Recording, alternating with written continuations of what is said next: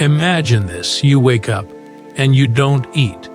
Hours pass and still you don't eat. The clock ticks forward, midday comes and goes, and your plate remains empty. Most people would panic at the thought. They'd tell you it's dangerous, that you're starving yourself, that your body will break down without constant fuel. But what if everything you've been told about eating is backwards? What if the real danger isn't in the empty hours, but in the constant filling? Right now, at this very moment, millions of people are discovering something extraordinary happening inside their bodies. Something that challenges everything we thought we knew about food, energy, and survival. They're eating just once a day, and their bodies aren't collapsing. They're transforming. Let's be honest about something first. We live in a world where food is everywhere. It's in our pockets through delivery apps. It's at every corner store. It's calling to us from billboards and commercials every few minutes. We've been taught that breakfast is essential, that we need snacks between meals, that going hungry even for a few hours is somehow harmful. The average person eats from the moment they wake up until right before bed, sometimes even waking up to eat during the night. Our bodies are processing food almost constantly, like a factory that never shuts down, never rests, never has a moment to do anything except digest and store. But here's what nobody tells you: that constant processing comes at a cost. Your body is the most sophisticated machine ever created. It can heal wounds, fight diseases, create new cells, and adapt to almost any condition you throw at it. But it was designed in a world very different from ours. A world where food wasn't always available, where humans had to hunt and gather, where sometimes days would pass between meals. Your body evolved with built-in systems to handle hunger, to thrive in it even, to use those empty hours to perform crucial maintenance that simply cannot happen when you're constantly eating. When you eat just one meal a day, you're not torturing your body. You're giving it permission to do what it was always meant to do. You're pressing a reset button that most modern humans never even know exists. So, what really happens when you eat that one meal and then stop? What's going on inside your body during those 23 hours of fasting? Let's walk through it hour by hour and watch the transformation unfold. You finish your meal. Maybe it's dinner, maybe it's lunch, it doesn't matter. You feel satisfied, full, content. For the first hour or two, nothing seems unusual. Your stomach is working, acids are breaking down the food, nutrients are being extracted. Your intestines are busy moving everything along, absorbing proteins, fats, carbohydrates. Your blood sugar rises as glucose enters your bloodstream. Your pancreas releases insulin, that crucial hormone that tells your cells to open up and let the sugar in. Everything is running exactly as it should, exactly as it does every time you eat. But then something different begins. By hour 3 or 4, your digestion is mostly complete. The food has been broken down, the nutrients absorbed, and now your body faces a choice it rarely gets to make in modern life. Instead of receiving another meal, another snack, another handful of something to process, your digestive system begins to quiet down. The constant churning slows, the acid production decreases. Your stomach, which has been working non-stop if you're like most people who eat multiple meals a day, finally gets a break. This might not sound important, but it's profound. Your digestive system uses an enormous amount of energy, diverts massive amounts of blood flow, and creates significant inflammation during the process of breaking down food. When it rests, all that energy, all that blood flow, all those resources become available for other things. Your pancreas, that small but crucial organ tucked behind your stomach, begins to relax. It's been pumping out insulin with almost every meal, every snack, every beverage with sugar in it. Insulin is essential, but constant high insulin is damaging. It forces your cells to keep storing energy, to keep accepting more glucose even when they're already full. When you stop eating for hours, insulin levels begin to fall.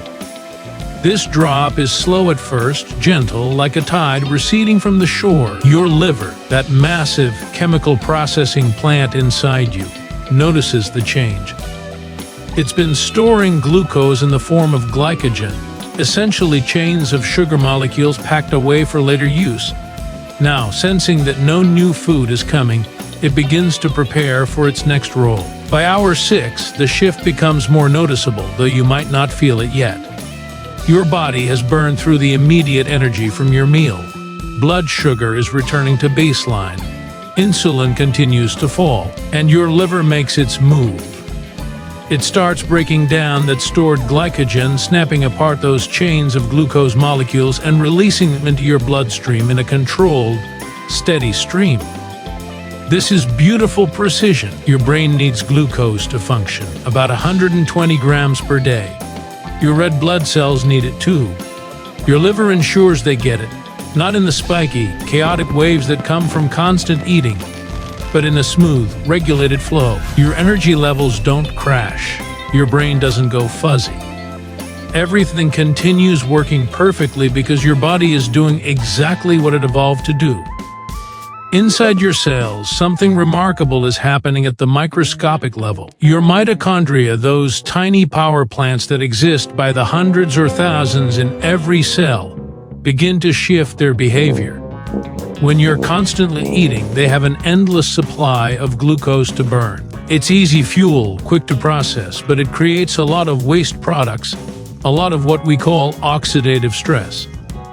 Now, as the hours pass without food, your mitochondria start becoming more efficient.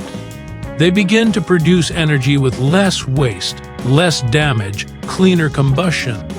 This is your cells becoming metabolically flexible, learning to work smarter instead of just harder. You can't see this happening, you can't feel it directly, but it's changing you at the most fundamental level. Around hour 8 or 9, many people start to notice hunger. It comes in waves, a feeling in your stomach, maybe a slight headache, perhaps some irritability. This is normal, and here's what's important to understand. This hunger isn't your body crying out in desperation. It's not starvation. It's simply your body used to eating at this time, sending signals based on habit and routine. Your stomach produces a hormone called ghrelin, the hunger hormone, and it rises based on when you usually eat. If you normally eat breakfast, lunch, and dinner, your ghrelin will spike around those times even if you don't actually need food. But here's the fascinating part: if you don't eat, if you ride out the wave, the hunger passes. The ghrelin drops back down. Your body realizes no food is coming and it adapts, it moves on to plan B, to accessing the fuel you already have stored. By hour 12, you cross an invisible threshold. This is where the magic really begins, where your body transitions into a state that most modern humans rarely experience. 12 hours of fasting. Insulin has now dropped to very low levels. When insulin is high, your fat cells are locked. They cannot release their stored energy because insulin's job is to store, not release. But with insulin low, those locks open. Your fat cells begin to release fatty acids into your bloodstream. Your liver takes these fatty acids and converts them into something special, ketones. These are molecules that your brain can use for fuel instead of glucose. This is ketosis, a completely natural metabolic state that humans have been entering for millions of years, but that many people today never reach because they never stop eating long enough. The shift to ketones changes everything. People who reach this state often describe a sudden clarity of mind, a lifting of brain fog they didn't even know they had. This makes perfect sense. Ketones are a cleaner fuel for your brain. They produce less oxidative stress, less inflammation, and many studies suggest they actually protect brain cells and improve cognitive function. Your brain is running on premium fuel now instead of regular. The constant nagging hunger that might have bothered you earlier starts to fade away. This seems counterintuitive. Shouldn't you be hungrier the longer you go without food? But ketones suppress appetite. They signal to your brain that you have plenty of energy available, which you do, stored in your fat cells. Your mood often stabilizes. That irritability from earlier, gone. Your energy feels steady, not the spike and crash roller coaster that comes from eating carbohydrates every few hours. Your metabolism hasn't slowed down, despite what you might have heard about fasting destroying your metabolism. That's a myth born from studies of chronic calorie restriction, which is completely different from intermittent fasting. When you eat one large meal a day, You're still getting your calories, still getting your nutrients, just in a compressed window. Your metabolic rate actually stays stable or even increases slightly during fasting because of a rise in hormones like norepinephrine, which helps mobilize fat stores and keeps your energy expenditure up. Your body isn't conserving energy, it's actively using stored energy, which is exactly what you want. Between hours 12 and 18, your body settles into this fasted state. Blood sugar remains stable, drawn from your liver's glycogen stores and from a process called gluconeogenesis, where your liver creates new glucose from other sources like amino acids and the glycerol backbone of fat molecules. This isn't muscle being broken down, as some people fear. Your body is incredibly protective of muscle tissue during fasting, especially if you're consuming adequate protein in your one meal and engaging in any kind of physical activity. The amino acids used for gluconeogenesis come from normal protein turnover, from the constant recycling of proteins that happens in your body every single day. You're not wasting away. You're running on a different fuel mix, one that includes both glucose from these internal sources and ketones from fat breakdown. Then around hour 18, something truly remarkable kicks into high gear. Your cells activate a process called autophagy. The word comes from Greek, auto meaning self, and phagy meaning eating, self-eating. It sounds disturbing, but it's actually one of the most important healing processes your body has. Think of your cells like houses that accumulate junk over time.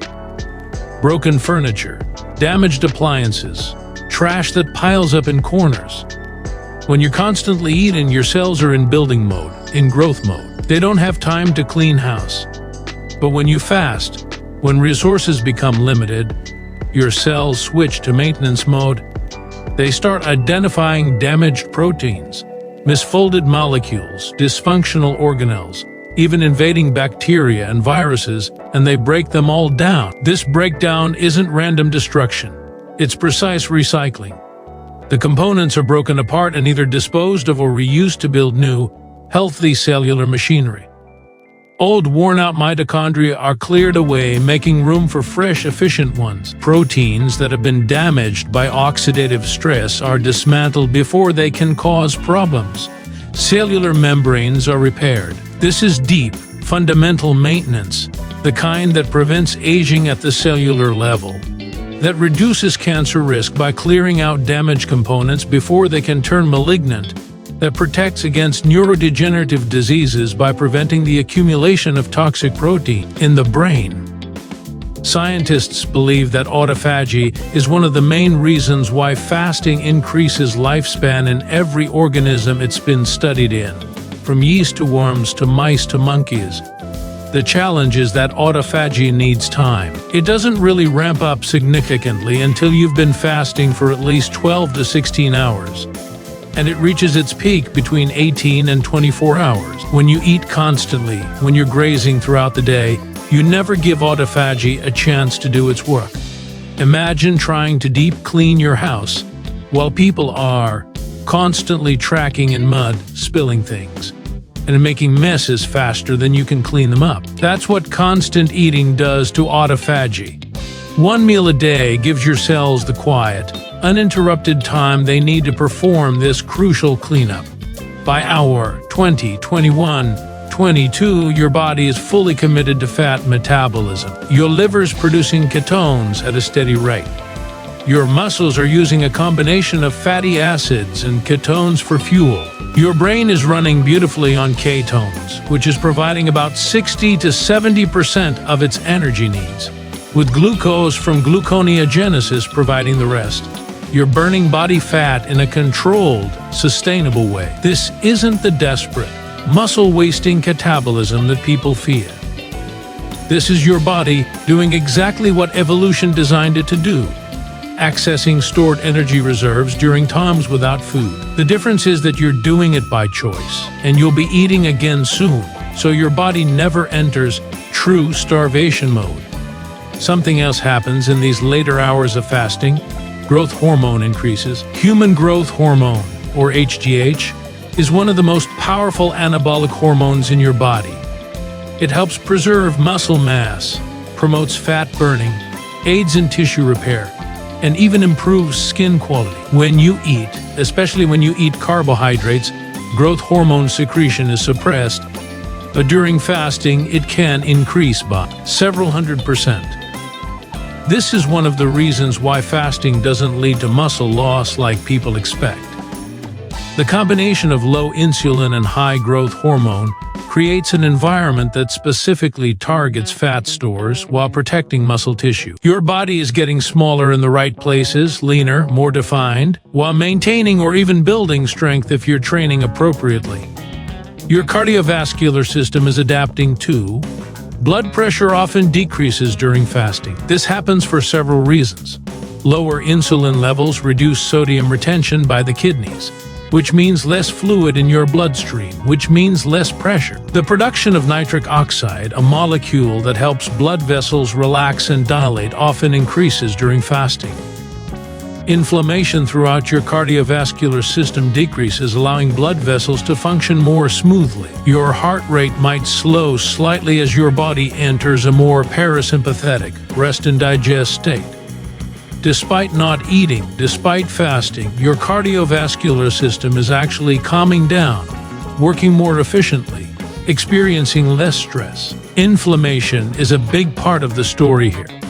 Chronic inflammation is at the root of almost every modern disease: heart disease, diabetes, cancer, Alzheimer's, autoimmune condition. When you eat, especially when you eat processed foods or excessive amounts of sugar and refined carbohydrates, you trigger inflammatory responses throughout your body. Your immune system activates, cytokines are released, and a low-level fire burns constantly in your tissues.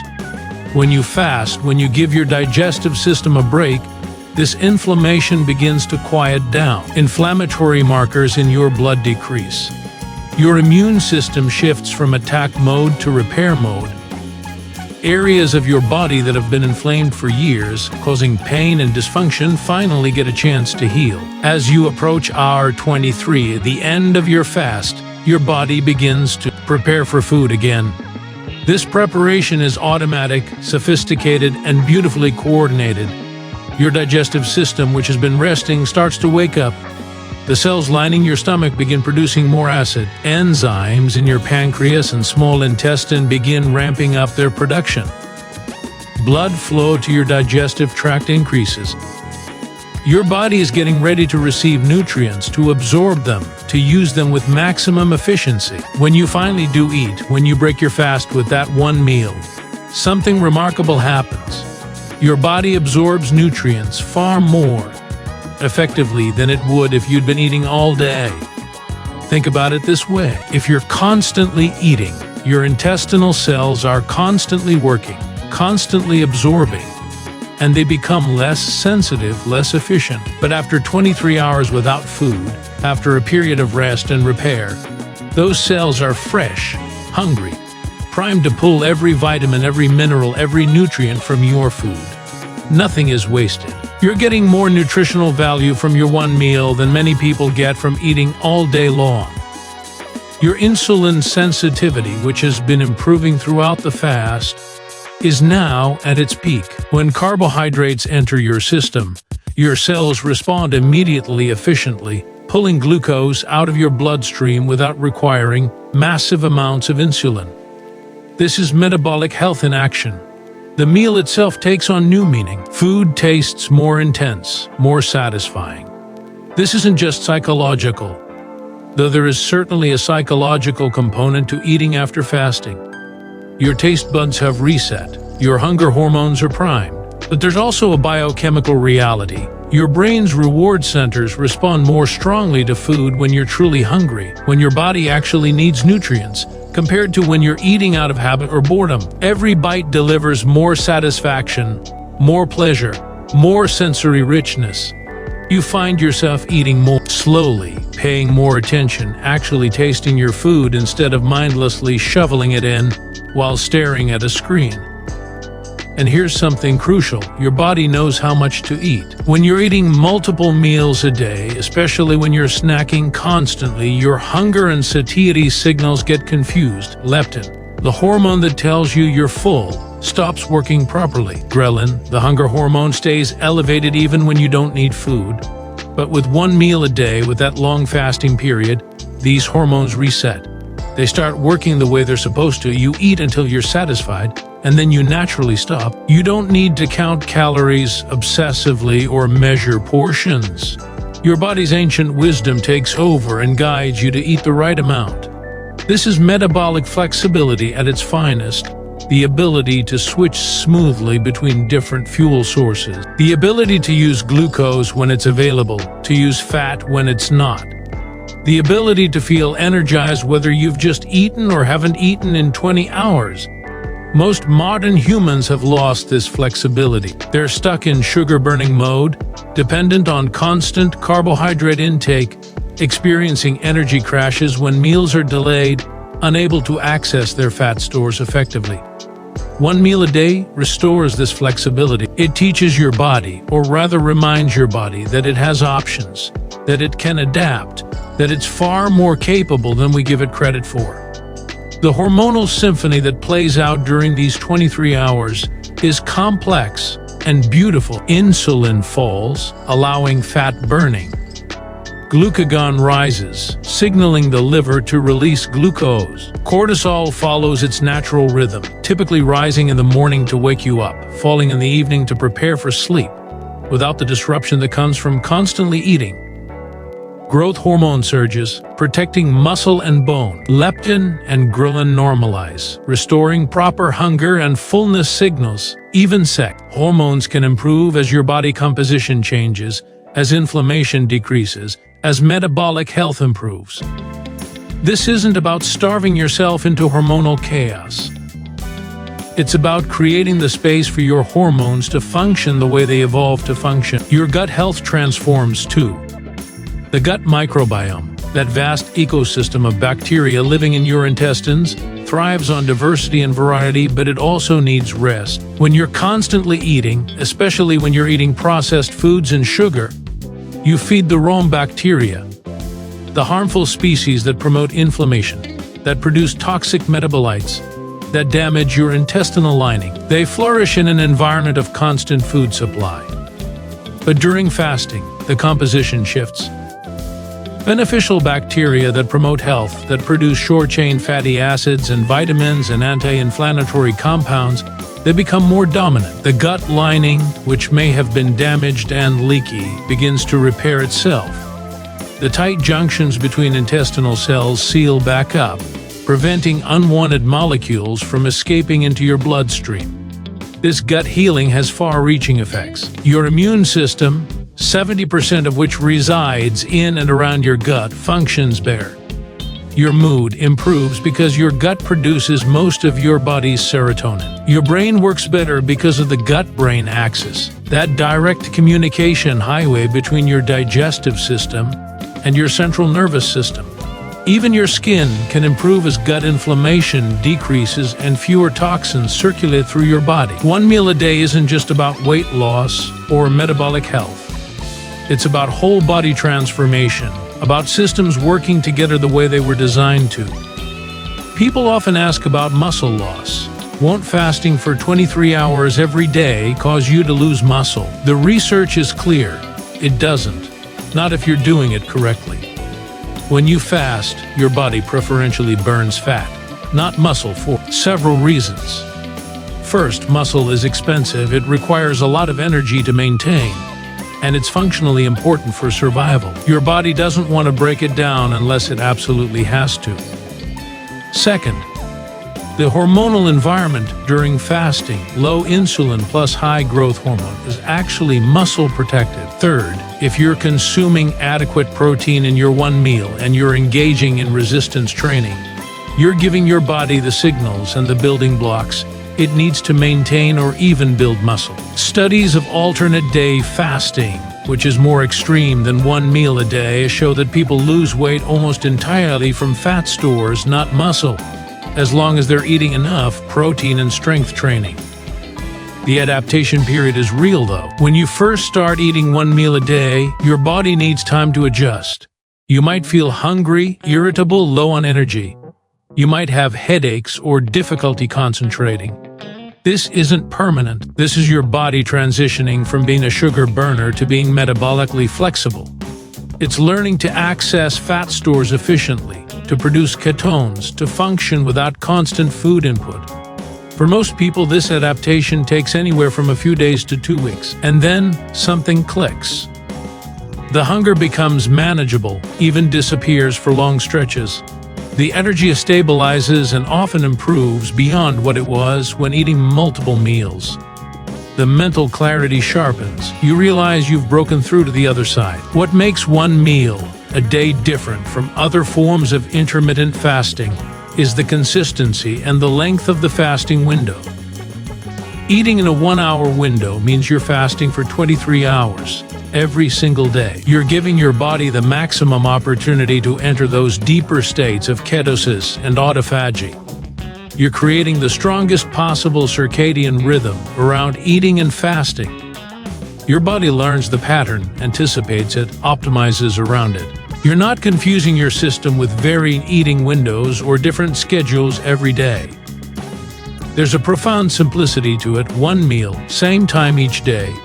And your body synchronizes everything else around that anchor point. The practical benefits extend beyond the biological. Think about how much time you save. No breakfast to prepare. No lunch to pack or restaurant to visit. No snacks to worry about. Just one meal to plan, to shop for, to cook, to eat. For busy people, this is liberating. The mental space freed up from not thinking about food constantly, from not being controlled by the next meal or snack, is significant. Food stops being an all-consuming focus and becomes what it should be: fuel and occasional pleasure, but not the center of your existence. You realize how much of your day was structured around eating, how many decisions revolved around food, and suddenly those burdens lift. There's also something powerful about the discipline involved, not in a punishing, restrictive way, but in a way that builds self-efficacy and control. Every day that you successfully complete your fast, you prove to yourself that you're stronger than your impulses, that you can make decisions based on long-term health rather than immediate gratification. This confidence often spills over into other areas of life. People who adopt one meal a day frequently report making better choices in other domains, exercising more, sleeping better, being more productive, simply because they've proven to themselves that they have control, that they can commit to something difficult and follow through. One meal a day isn't for everyone, and it's important to be honest about that. Pregnant women shouldn't do it. Children and teenagers who are still growing shouldn't do it. People with a history of eating disorders need to be very careful and should probably avoid it entirely, or only attempt it under medical supervision. People with certain medical conditions, particularly diabetes or those on medications that affect blood sugar, need to work with their doctors before making dramatic changes to their eating patterns. This isn't a magic solution that works universally for every single person in every situation, but for healthy adults, for people looking to improve their metabolic health, lose body fat, simplify their lives, and reconnect with their body's natural rhythms, it can be transformative. The weight loss that often comes with one meal a day isn't just about eating fewer calories, though that can be part of it. It's about hormonal optimization. It's about keeping insulin low for long enough that your body can actually access and burn stored fat. It's about reducing inflammation that causes water retention. It's about improving gut health and reducing bloating. It's about building muscle while losing fat, changing body composition rather than just losing weight on a scale. People often find that they look leaner, more defined, even if their weight hasn't dropped dramatically, because they're losing fat and maintaining or building muscle, and muscle is denser than fat. The relationship with food changes fundamentally. When you're eating all day, food is everywhere, constant, almost meaningless in its ubiquity. But when you eat once a day, that meal becomes significant. You plan it, you look forward to it, you appreciate it. You're more likely to choose quality over quantity. to prepare something nourishing and delicious rather than grabbing whatever is convenient. You're more connected to your food, more aware of how different foods make you feel, more attuned to your body's actual needs versus your mind's cravings. Food becomes less about entertainment or emotional comfort and more about genuine nourishment. This practice also connects you to human history in a profound way. For millions of years, humans didn't eat multiple meals a day. They couldn't. Food wasn't available constantly. Our ancestors went through periods of feast and famine, and their bodies evolved to thrive in both states.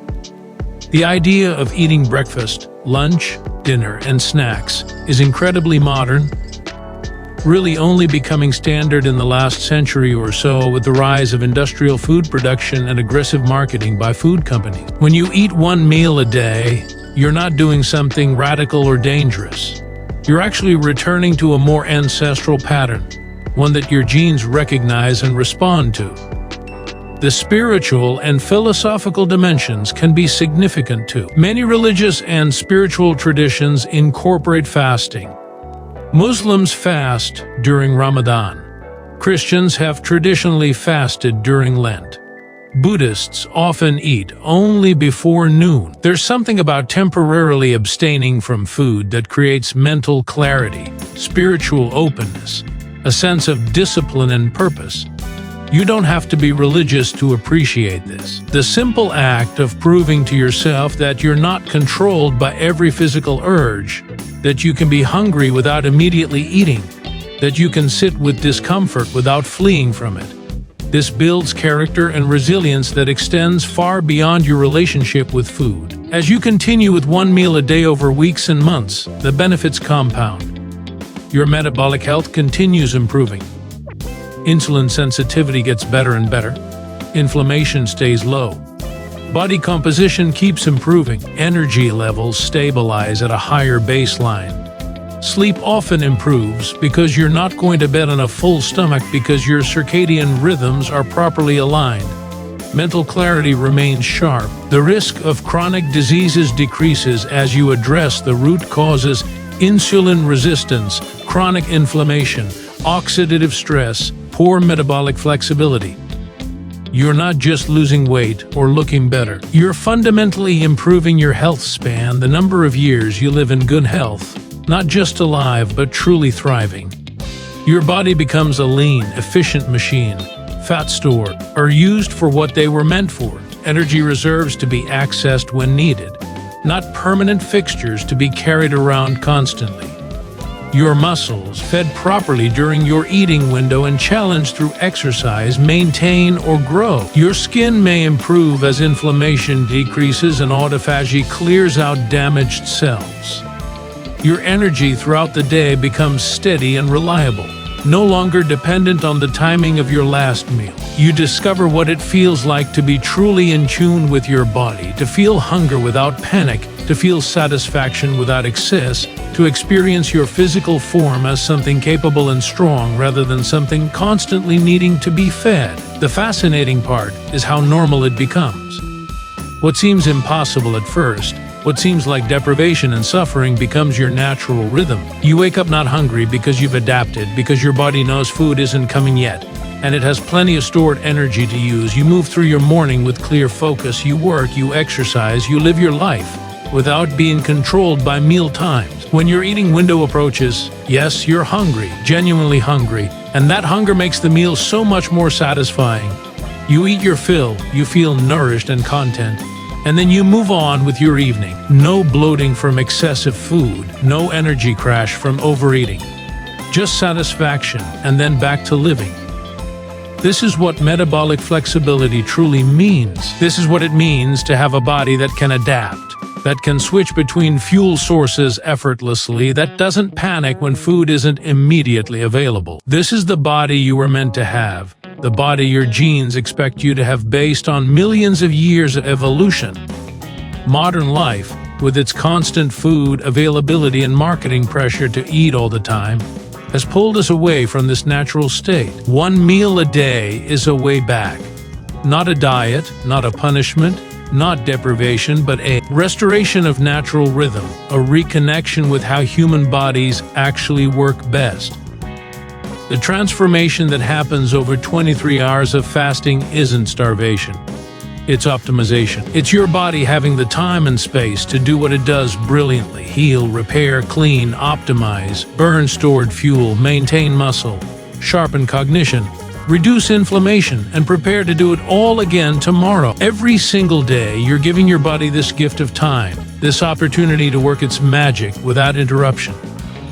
And every single day, your body rewards you with better health, better energy, better mental clarity, better body composition, better everything. This is what happens when you stop fighting your biology and start working with it instead. This is what happens when you trust your body to do what it was designed to do. This is the power of one meal a day.